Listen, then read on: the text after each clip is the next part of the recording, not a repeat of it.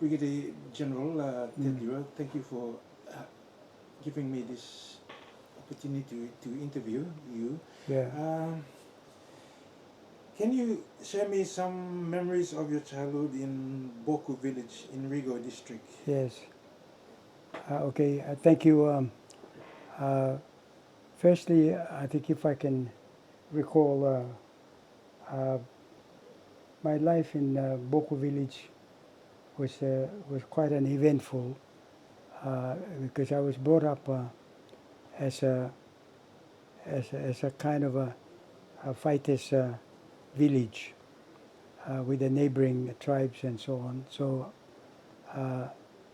the my mother's from Aroma, and my father is from Boku inland, on the foothills of Owen Stanley's, and I was we were quite a unique family because my father was a policeman, and my mother was from Aroma, so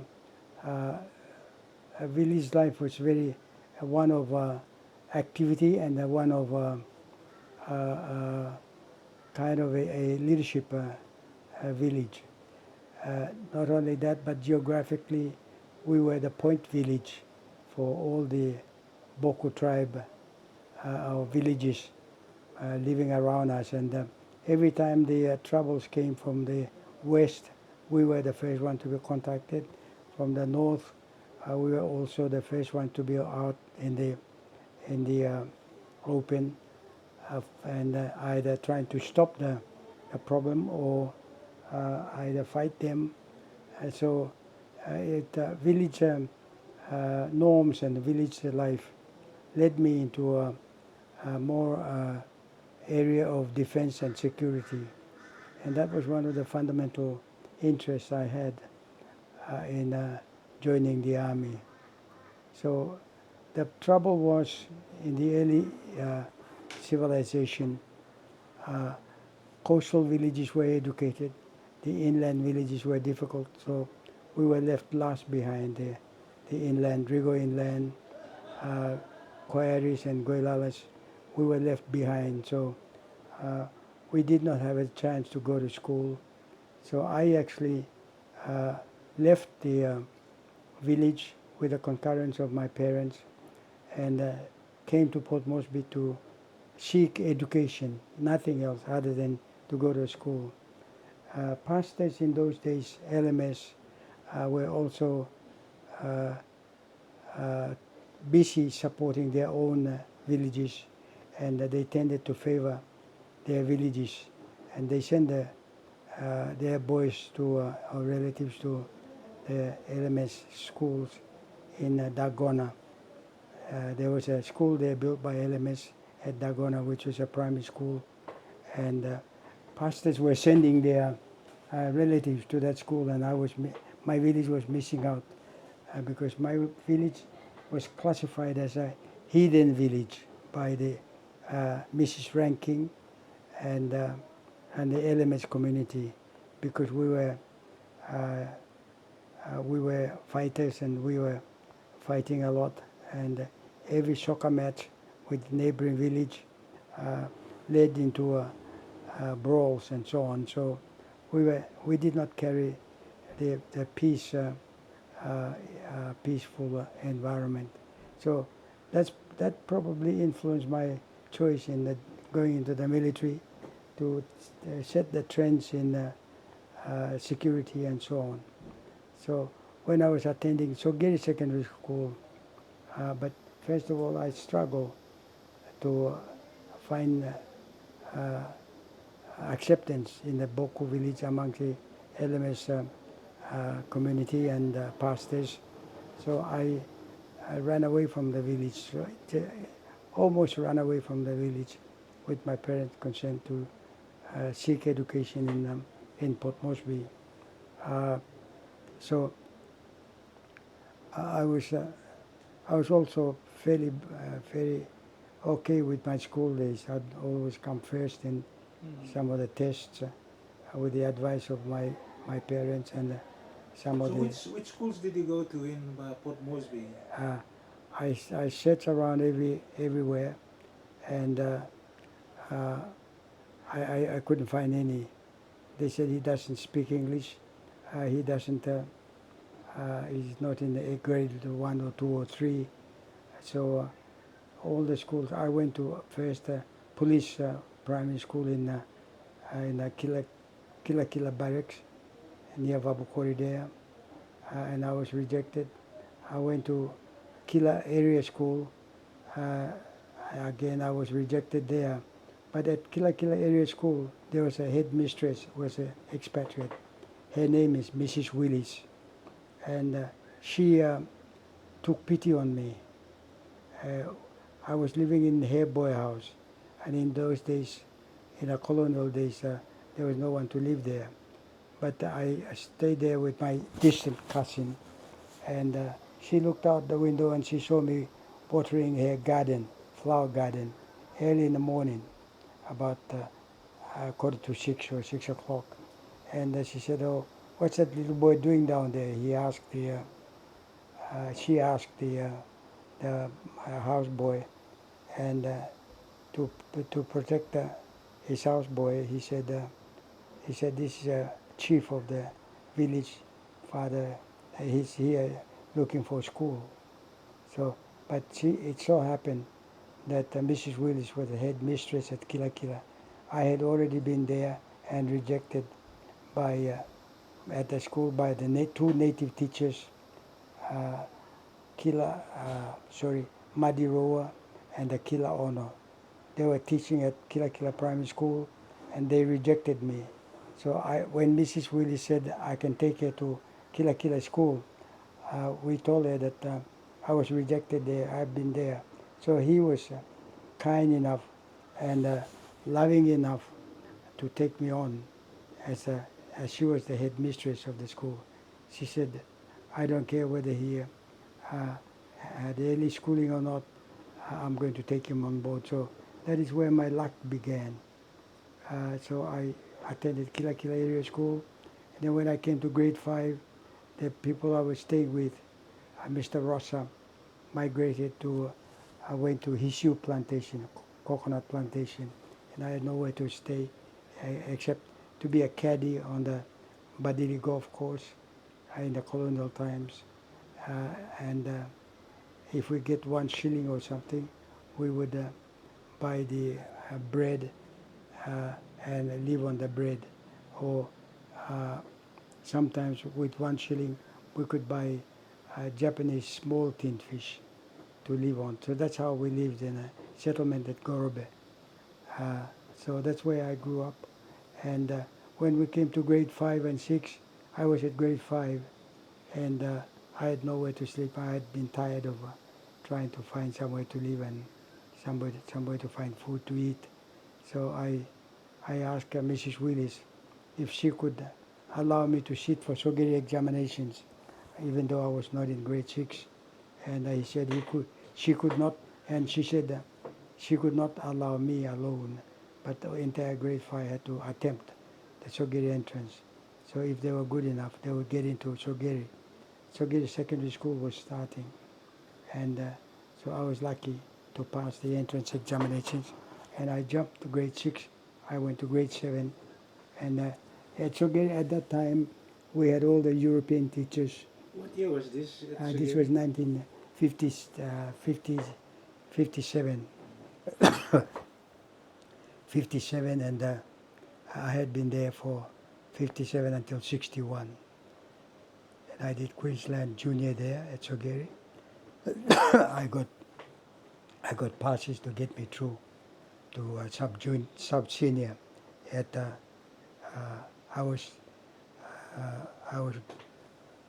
I then won a scholarship to go to Australian school, so I went to Slade School, Warwick, in Queensland, to do sub-senior and senior grades. I went to senior, sub-senior, and I did not finish the senior because army pressure was building up on the country. The independence was building up, and the army, Australian government was looking around for people to fill the position or prepare for the incoming independence. So I was taken out of Slade School in Warwick, which was a Church of England grammar school, and I went to Portsea in 1963. I went to Portsea, and then I was in Portsea. The only military knowledge I had was at school cadets. I had no military knowledge, but to go from there, school cadets to military college was very, very difficult.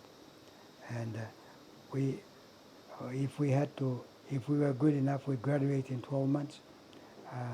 But if we weren't good, we'd repeat it more, 6 months more.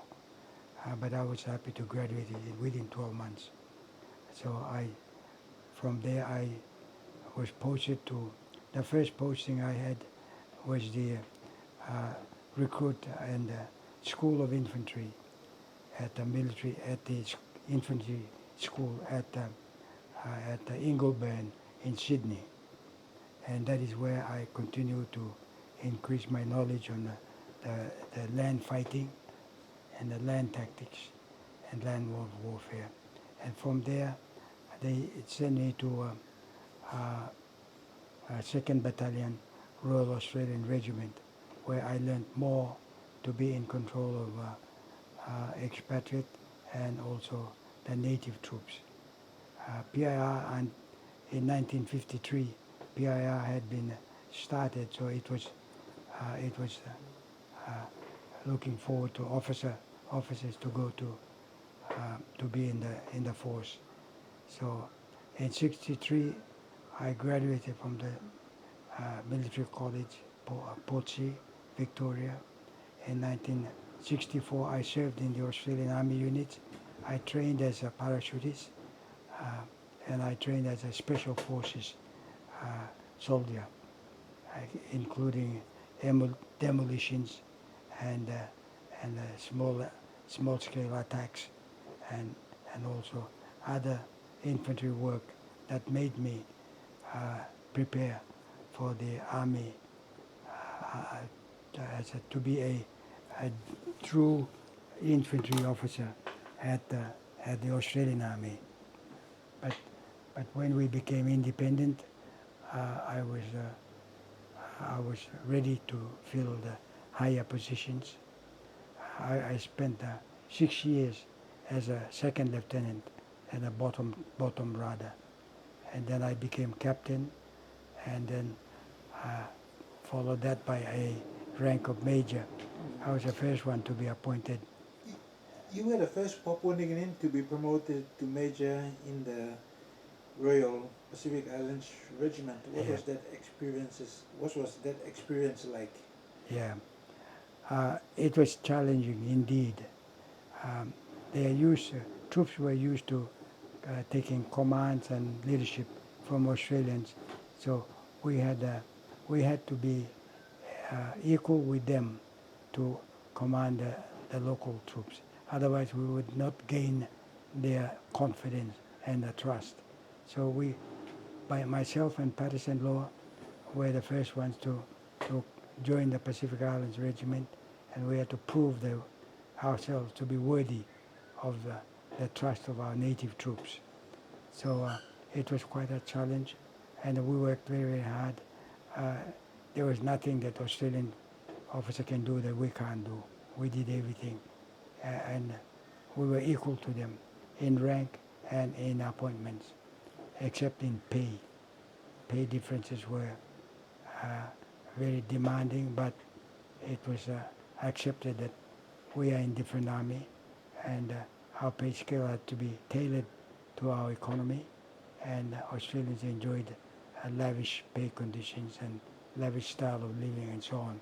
So under those conditions, I think Patterson and I did quite well as the first two officers to come to the Pacific Islands Regiment. And we did not let our country down. We performed just as well as any expatriate officer could. He was a colonel, and I was a colonel when we were promoted, when I was promoted to brigadier. And I wanted him to I met with him, and I said that, look, I have now been chosen, and you know how the system works. I will not accept any problems from you. We will work together, provided uh, you choose to accept my orders and my instructions. I will work with you. That was a message we exchanged, and he was very good. And I said, no, I don't think I can continue because there can be only one commander. There can't be two commanders.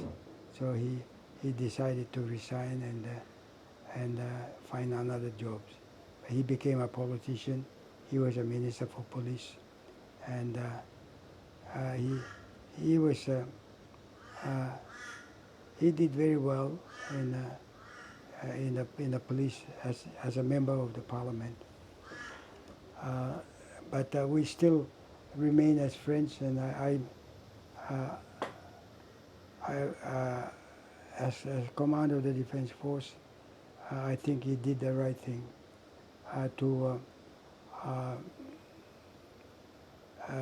not to have two people contesting the same job be together, and I think he was a very good man to have done that, and I pay tribute to him, and we both worked very hard.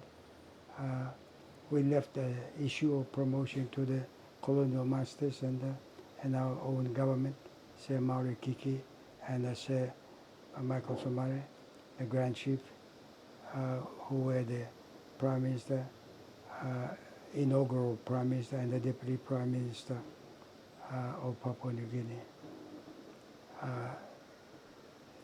So that was what I did in the beginning. Okay. We'll come to the questions. Yeah.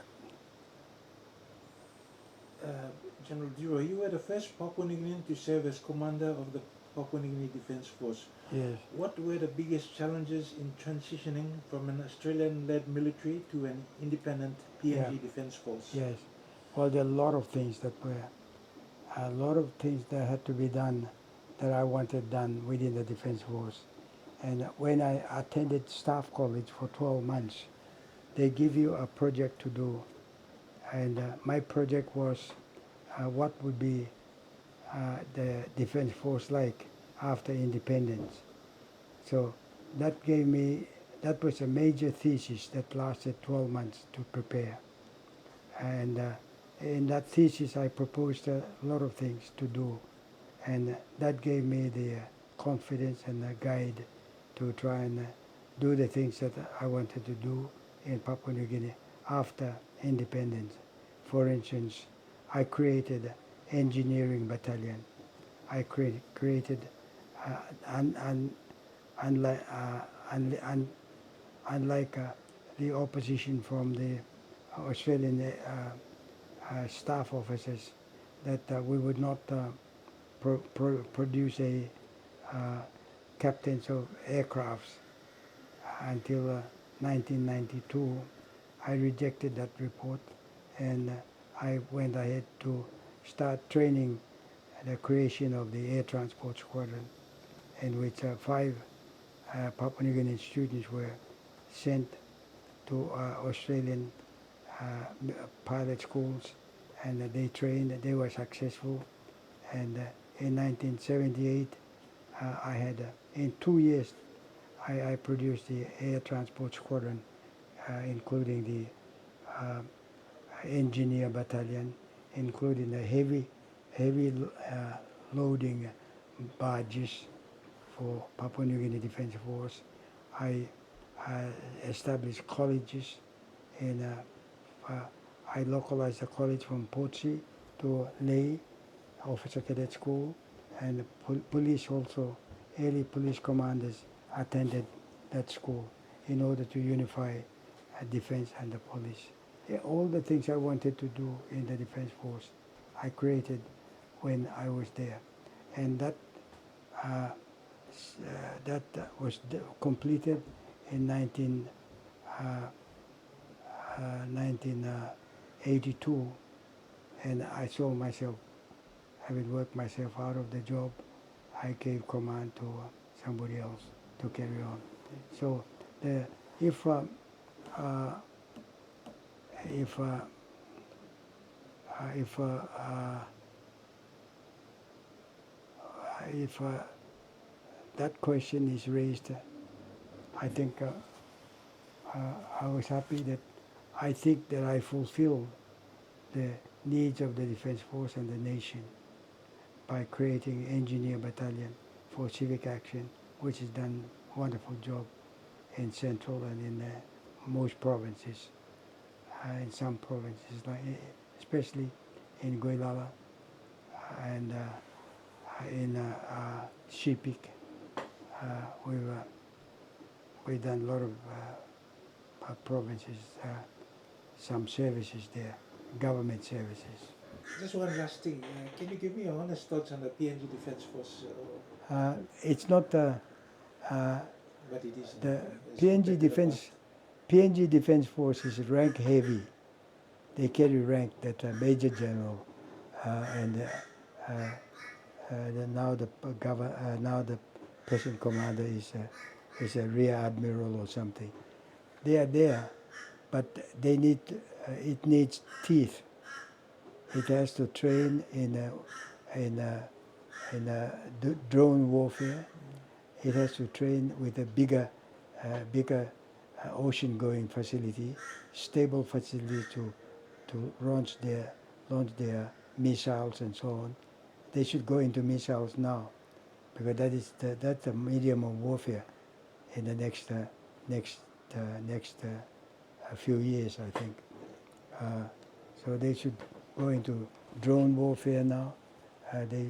They should be now looking for a better sea-keeping characteristics of the ships, bigger platform to establish their defense system. The Pacific, from the northern side, should be the first target for first objective for Papua New Guinea Defense Force if they're going to. If we can't afford it, and if our defense expenditure is hangs around this 0.3 or 0.4% of the GNP, then our politics are not interested in expanding the defense. The budget must increase to the normal budgetary allocation is about 4% of the GNP. Ours is only 0.3 or 0.4. We haven't even got 1%. So we're going to increase that to get the country to get the value for money. And we need bigger ships, and America and Australia must work together in defense. For the last word for the defense force is that it is rank heavy, but no teeth. They don't have the capacity to fight anybody right now.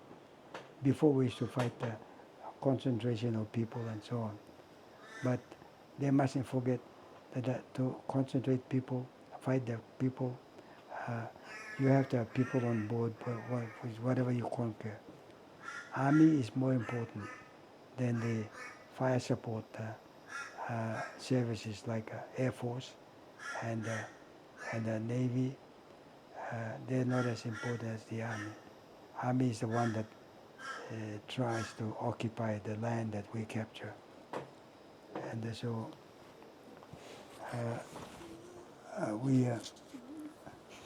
so that's what we're doing.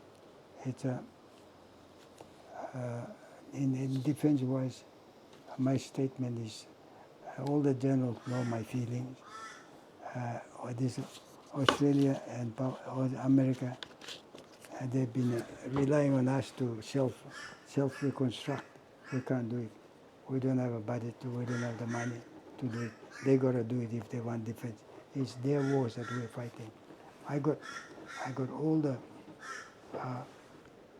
all these books.